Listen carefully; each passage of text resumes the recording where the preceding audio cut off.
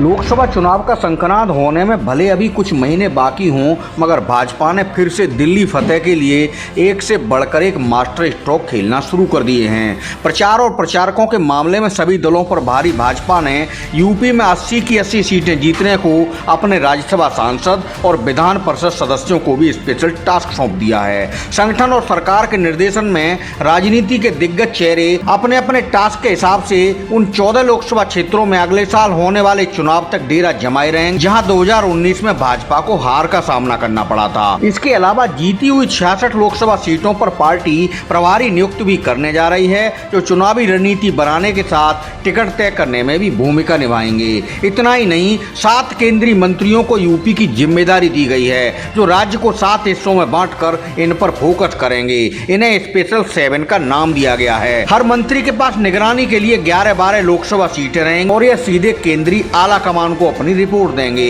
इनका मुख्य फोकस कम वोट पाए बूथों पर ज्यादा रहेगा। चुनावी रण में रंग जमाने को भाजपा के पास पीएम मोदी के नेतृत्व में स्टार प्रचारकों की कितनी बड़ी फौज है, इस बारे में बताने की जरूरत नहीं है। इसके बाद भी 2024 की चुनावी जंग जीतने को पार्टी ऐसे माइक्रो प्लान पर काम कर रही है, जो विपक्षी दलों के लिए वोट मैनेजमेंट के ट्रैक पर टेंशन पैदा कर सकता है। हमेशा चुनावी मोड में काम करने वाली भाजपा ने लोकसभा चुनाव को लेकर मेगा प्लान पर काम शुरू किया है, जिसमें उसका टारगेट यूपी में विपक्षी दलों के कब्जे वाली 14 लोकसभा सीटें हैं। गैर बीजेपी सांसद वाले इलाकों में चुनावी रणनीति बनाकर विजय हासिल करने की जिम्मेदारी पार्टी ने अपने राज्यसभा सांसदों को सौंपी है। भाजपा के विशेष फोकस वाली सीटें हैं मुरादाबाद, संभल, अमरोहा, बिजनौर, नगीना, रायबरेली, लालगंज, मैनपुरी, गाजीपुर, घोसी, श्रावस्ती, जौनपुर और अंबेडकर नगर, जहां मौजूदा वक्त में बसपा, सपा और कांग्रेस के सांसद हैं। इन क्षेत्रों में विजय लक्ष्य के साथ भाजपा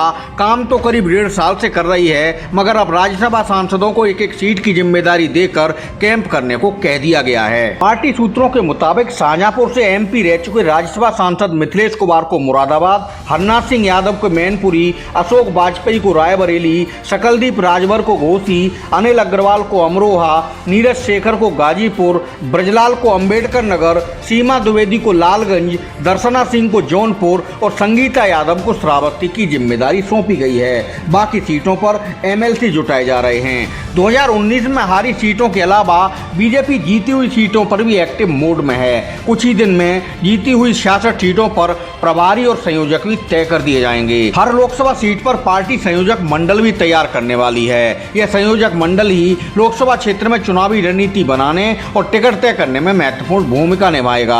संयोजक मंडल में लोकसभा के सभी विधानसभा के विधायक, हारी हुई विधानसभा में चुनाव लड़ चुके प्रत्याशी, लोकसभा क्षेत्र में आने वाले सभी एमएलसी, लोकसभा संयोजक और लोकसभा प्रभारी शामिल होंगे। लोकसभा चुनाव से जुड़े सभी निर्णय स्थानीय स्तर पर लेने की जिम्मेदारी यही संयोजक मंडल निभाएगा। संयोजक मंडल के ही जिम्मे लोकसभा में होने वाली जनसभा, रैलियों के कार्यक्रम तय करने से लेकर प्रदेश कार्यालय से संवाद करना भी शामिल होगा।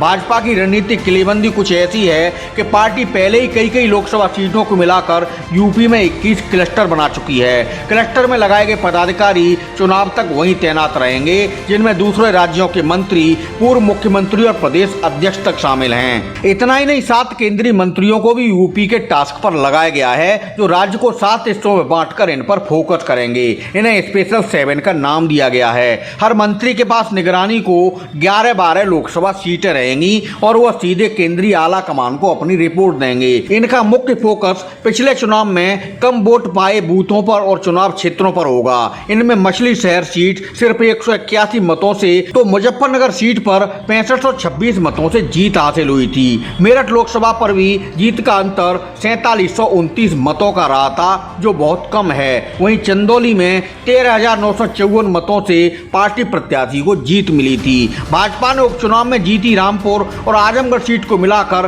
करीब 25 सीटें ऐसी छाटी हैं जहां जीत का अंतर 1 लाख से कम रहा है। इनके अलावा 30 लोकसभा सीटें ऐसी भी हैं जहां जीत का अंतर 1.25 लाख से कम था। वहीं उन हिस्सों को भी चिन्हित किया जा रहा है जहां मतदाताओं में स्थानीय मुद्दे या अन्य किसी कारण से नाराजगी का खतरा है। दोनों ही आशंकाओं को संपर्क और संवाद से दूर करने की कोशिश की जा रही है। पार्टी का पूरा लक्ष्य हर सीट पर ऐसा नया वोट बैंक तैयार करने का है, जो उन वोटों की भरपाई कर सके जिनके किसी वजह से खिसकने की आशंका है।